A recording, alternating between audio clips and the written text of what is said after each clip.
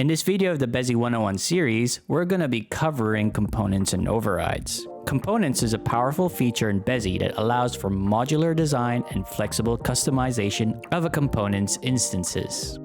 To create an object, select the objects or groups that you wish to turn into a component. Then right-click the selection and choose Create Component. You can also do this by clicking the component icon on the top toolbar, right-clicking in the hierarchy panel, or with the shortcut Command-K on Mac or Control-K on PC. You can differentiate a component from other objects through its icon in the hierarchy panel. Once created, your component will be stored in your library. This library helps to organize your components and allows for easy access by dragging and dropping components into your scene. If your file is within a team, your components are shared with all members of your team. To learn more about how to use the library, we have a video in the Bezi 101 series that goes into more detail about it. Next, let's create an instance of your component. To create one, duplicate it by using the Alt plus Drag shortcut. Alternatively, you can use Ctrl-D on PC or Command-D on Mac, or by right-clicking the component in the spatial canvas or hierarchy panel.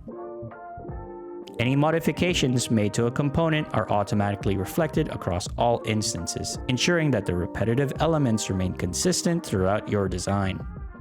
Should you need to, you can override specific properties of a component in an instance. To override an instance, simply make any changes to it.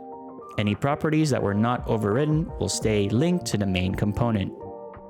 Like any objects, instances have their own properties. Push changes pushes any modification made to an instance to the main component, thus updating all instances. Unlink breaks the link between an instance and its component, turning it into an object or group that no longer receives updates from the component. And finally, go to Main Component, which highlights and selects the component within your file, allowing you to find it easily.